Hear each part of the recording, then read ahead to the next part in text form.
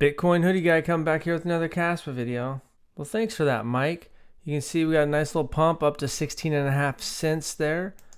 Hash rate 1.29 exahash. You can see market dominance up 2.11%. The last 6 months still down 25%, but it's nice to see it going up on the daily. You can see Bitcoin dominance is slipping. It's under 55% now. On the week, you can see just trending down. So you're seeing more altcoins going up. The dollar is actually strengthening a little bit, up 2.23%, up to 106.57. Was down to 105, so you can see the last month it's still trending up. And in general, you want this going down for Bitcoin to pump, but they went up together since Trump got elected. You can see, despite our market dominance climbing a hair, we're ranked number 39 on CoinMarketCap. So we've had, it looks like Algorand, maybe Arbitrum, they shot up above us. Taking a look at the Pi Cycle Top Indicator, let's go ahead and see what that looks like. Zoom in on that guy. You can see that it's it was diverging since the two lines since June. They're starting to work its way back forward. The green one is 125, 300. Looks like the 350-day moving average times 2 is 125,000. So we'll see what that does. Just one more thing I'm keeping an eye on. So right here you can see, you probably saw the news that they did the Testnet 11 10 blocks per second. It was already 10 blocks per second, but they did a hard fork that has KIP 10 and KIP 9. So it was already 10 blocks per second. I think Testnet 10 is 1 blocks per second. So it'll be a little different when they hard fork the mainnet now, because it'll be going from 1 block a second to 10 blocks per second, but still good.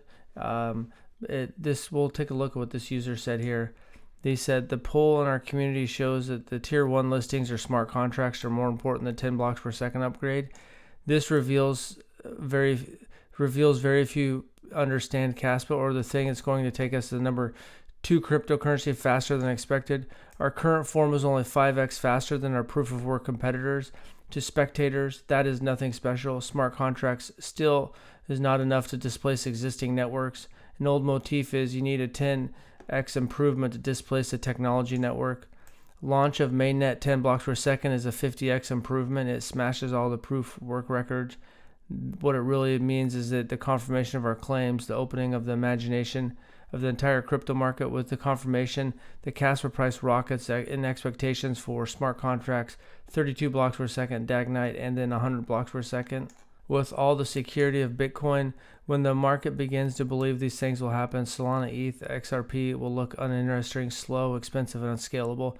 Kaspa will take the imagination of the future of cryptocurrency.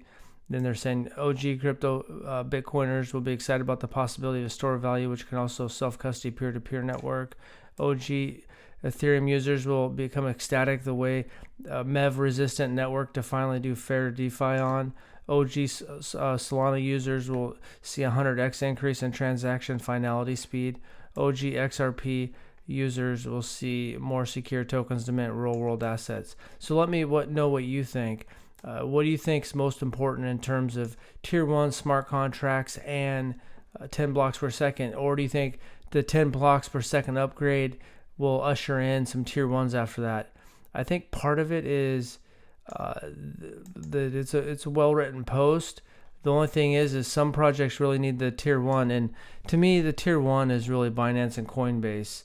They just get a lot more liquidity. And there's OKX and there's Crypto.com, and there's a lot of other important ones, and at the end you need them all, but the holy grails really seem to be Binance and Coinbase. And so let me know what you think for tier 1s versus smart contracts versus 10 blocks per second. What's the most important? And we're probably not going to get all the listings this cycle, but we should get some of them.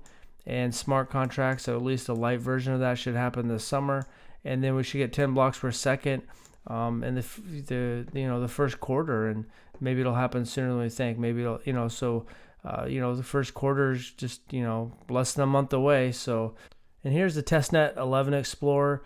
But I just want to add another point that there's two different things going on. There's the technology that Kaspa has rolling out that'll happen this year. We don't know when the market top will be this year. So there's that. So there's what's going to happen this cycle for price action, and then there's what's going to happen in the future cycles.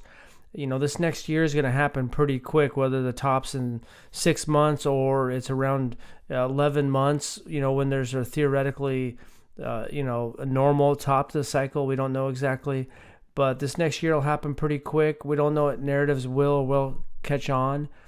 So I think some of the stuff is going to be more relevant to this cycle's price action, and some of it will be more relevant to others' price action.